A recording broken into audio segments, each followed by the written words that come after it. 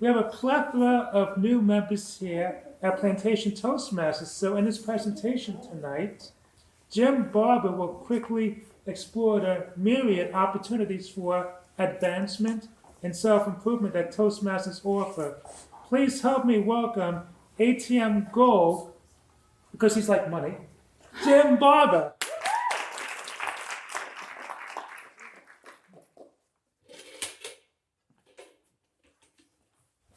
Thank you, Mr. Toastmaster. Distinguished Toastmaster Nick Smith and my fellow Toastmasters. Unlike our previous two speeches that we've just heard, this is not going to be an inspiring or entertaining presentation. This is more of an educational presentation. I was thinking about it earlier, and we are blessed actually with having a myriad of new members. But that can be a little bit intimidating when you're brand new trying to figure out what everything is going on. So I'm going to talk briefly tonight my unofficial and opinionated view of the opportunities that are presenting themselves now to you at Plantation Toastmasters. So this is primarily for our newer members, but any of our experienced members who might need a refresher course, it's for you too as well. They've got four areas of opportunity that Plantation Toastmasters presents. I'm going to start with the most important one. This is head and shoulders above all the others, the most important opportunity, the best opportunity that you have got. And it comes from that tablet that's going around the room, taking a meeting role. I'm serious. That is the best thing that you can do to improve your communication skills, to improve your listening skills, to become more confident, to become a better leader, whatever those are, anything like that. The best thing you can do is take a meeting role. Any role, all of the roles have value. From Raffle Master to Toastmaster, every one of them you learn something by doing it. Now, Robert indicated before he wasn't sure that he was the best person to be grammarian because he got C's in high school in English.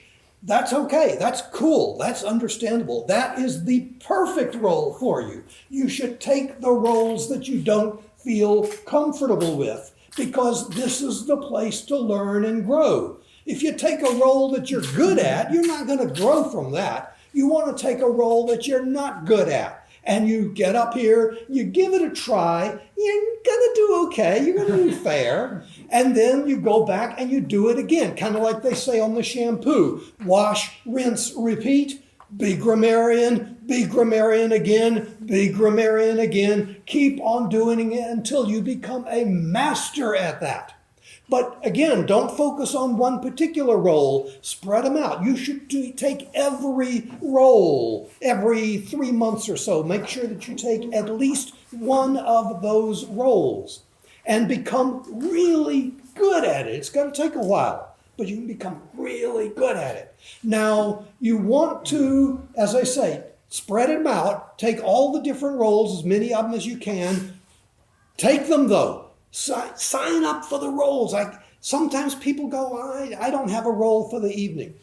Why not? Coming to Plantation Toastmasters and not taking a role is kind of like going to the gym, like Janet talked about a few weeks ago.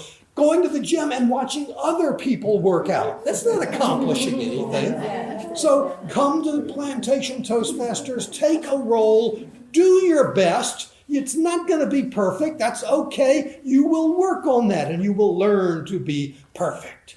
That is the single most important thing that you can do to improve yourself, to improve your leadership skills, your communication skills, and so on like that. Take roles.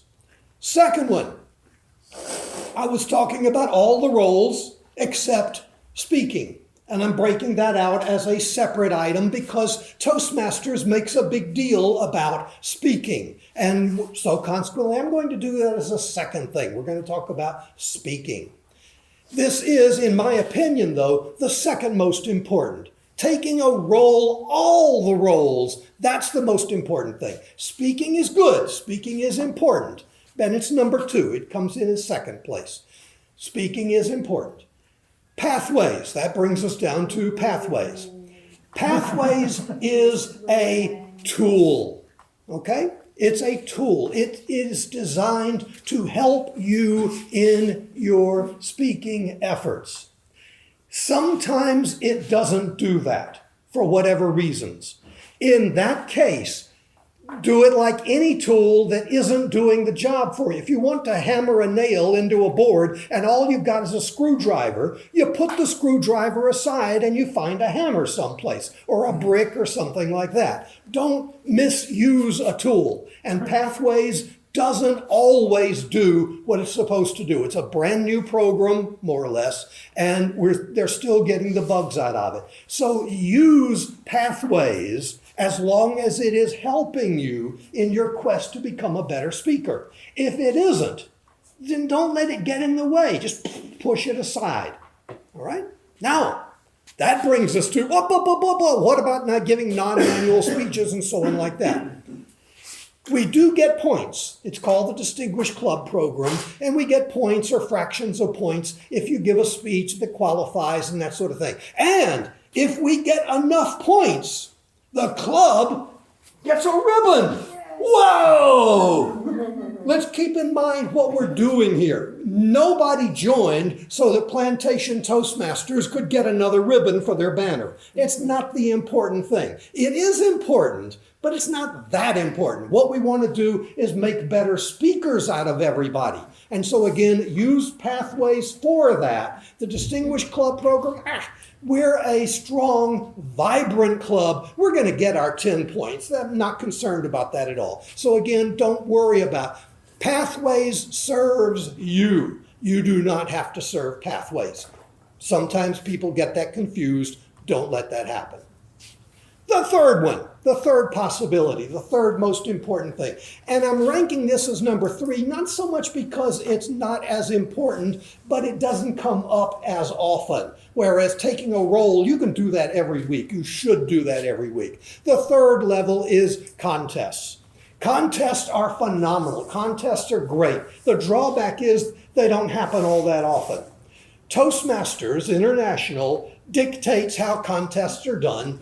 And so I should point out, though, that we don't have to follow their guidelines. We can have club contests, kind of like we're having the debate night in a few weeks or something like that. But if you're going by, however you're doing it, whether you're doing a Toastmasters officially sanctioned contest or a club contest, either way, a contest, basically there's 2 parts to it. You're either contestant or you're in a supporting role. They are both incredibly important. Be a contestant at some time.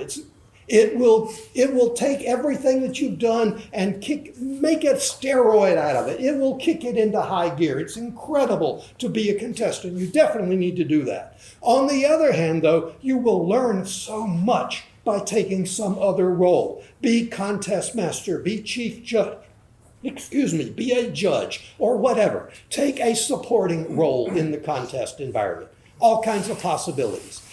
Running out of time. So the fourth one, and again, this is something, it's not that important, but it only comes up occasionally, every 6 months actually, and that is to take an officer role.